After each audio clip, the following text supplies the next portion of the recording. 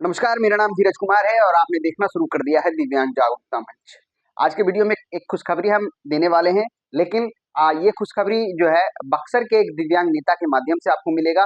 लेकिन ये खुशखबरी क्या होगा जिसके बारे में मैं आपको पहले से बताता हूँ। तो सबसे पहले क्या हुआ है कि बिहार के जो उप मुख्यमंत्री हैं जिनका नाम सम्राट चौधरी है, वो एक कार्यक्रम में शिरकत करने जाते हैं और ये कार्यक्रम जो है शादी समारोह के रूप में है और यह बक्सर में आयोजित हुआ था, जहाँ पे निमंत्रण के माध्यम से उनकी मौजूदगी वहां पे हुई।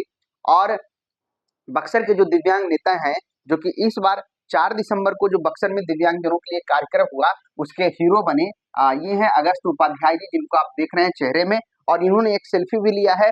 सेल्फी लेने के बाद जो है बिहार के उप मुख्यमंत्री से उनकी क्या बात हुई थी, इन तमाम मुद्दों पे उनसे हम बात करेंगे और मैं चाहूंगा कि उनके माध्यम से ही हम सुनेंगे। अभी हम उनको फोन लगाएंगे, उनसे क्या बात हुई है उन तमाम चीजों पे बात करेंगे।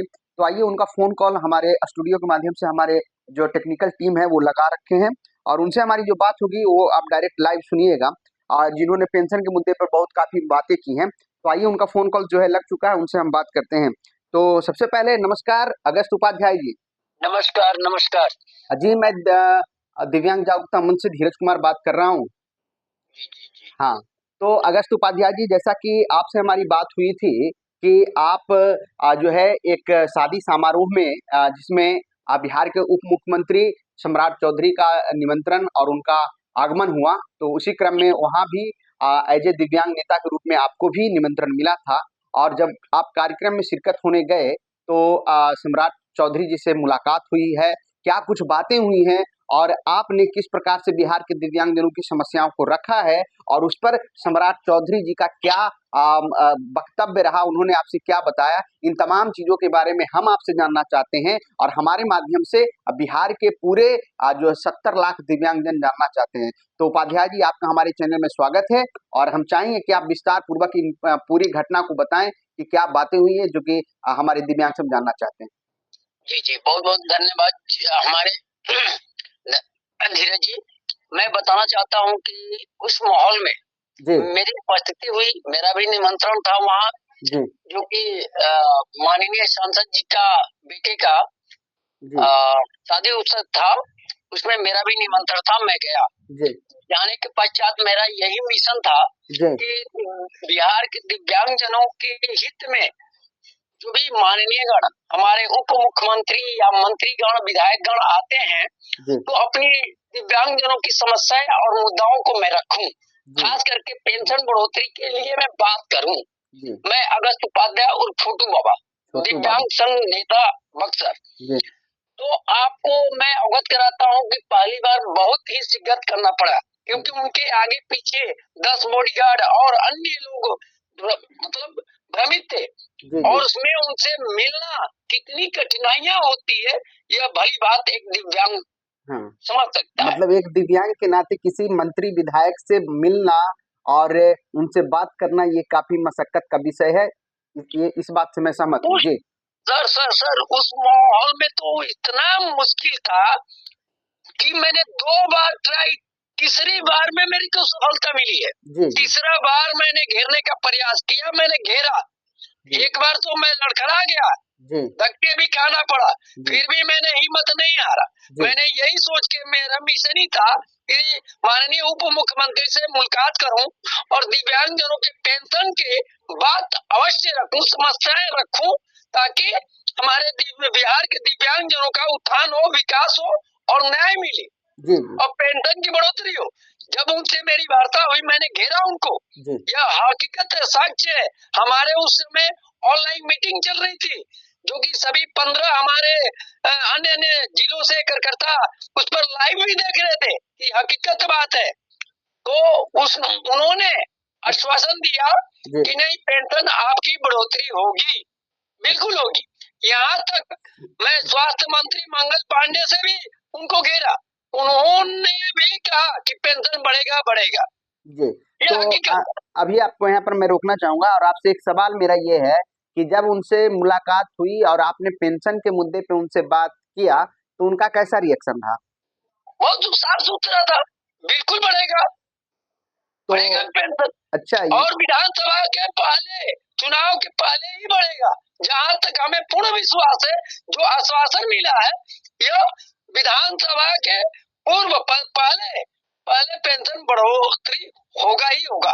जहां तक हमें संभावना नहीं है, हकीकत दिख रहा है उनके बातों से। अच्छा उपाध्याय जी, ये एक बात ये बताइए कि जैसे आपने पेंशन के मुद्दे पे उनसे बात की, उन्होंने भी ये कहा कि हाँ पेंशन तो बढ़ना तय है, तो क्या उम्मीद है कि पेंशन की राशि क्या होगी? लगभग हमें लग रहा है कि या तो पेंशन 400 से 800 हो जाएंगे, 1000 तक रहेंगे सर। अच्छा ये बताइए कि मतलब ये तो आपका अपना अनुमान है कि जैसे वो बोले कि बढ़ेगा तो आप अपना अनुमान लगा रहे हैं, उनके तरफ से कोई एक मुश्त राशि बताया गया कि कितना पेंशन हो सकता है?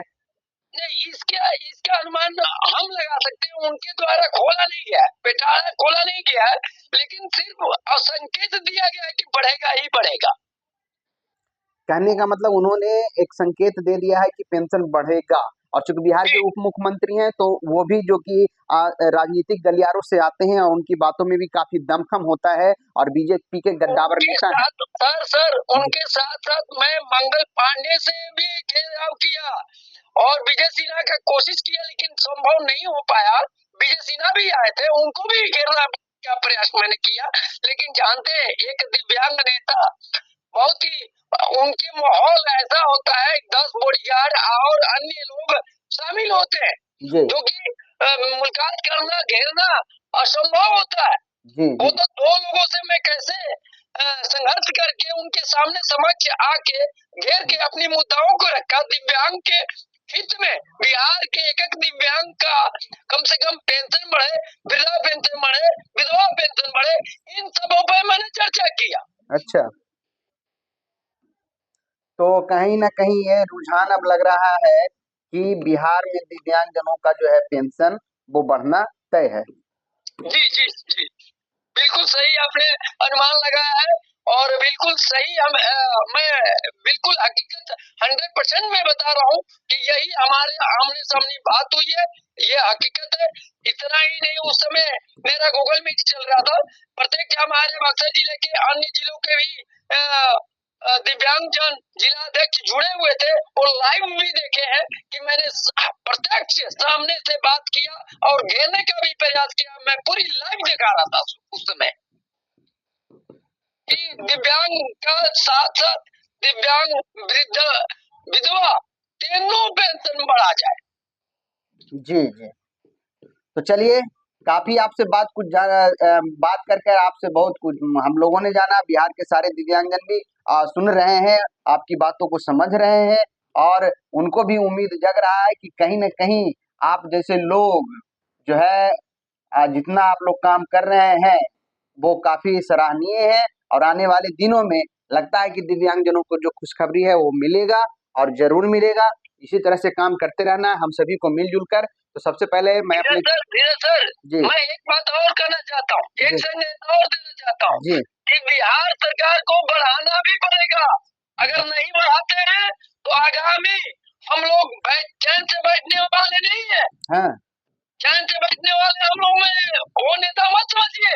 हम लोग फील्ड वर्किंग करते हैं, जमीनी स्तर का अपने दिव्यांग, पूरे दिव्यांग समाज का आवाज उठाते रहेंगे, और पेंशन या अधिकार या न्याय के लिए हम लोग आगे आगामी विधानसभा सचिवालय का भी घेराव करेंगे। हम मानेंगे नहीं, हम लोग ठान लिए हैं कि आगे हमें अधिकार और न्याय चाहिए।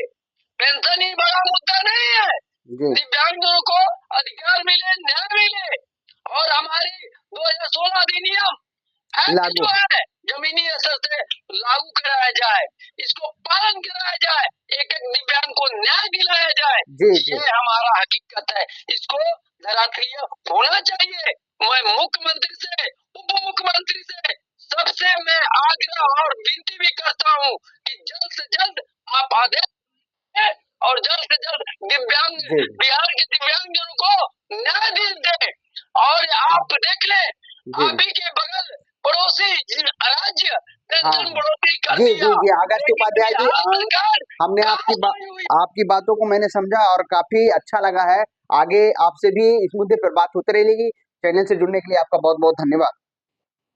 तो आप देख रहे थे, सुन रहे थे कि किस प्रकार से जो है दिव्यांग नेता लोग लगे हुए हैं और लगातार मुख्यमंत्री जी, उप मुख्यमंत्री जी से जो है लगातार जो है ये काम चल रहा है। तो आप लोग भी इसी तरह से हम सभी को सपोर्ट कीजिए, दिव्यांग लोगों को मदद कीजिए और जो है आने वाले दिनों में क्या होने वाला, हमारे चैनल से जुड़े रहिए। जल्द ही आप लोगों का पेंशन जो है बढ़ने वाला है। धन्यवाद।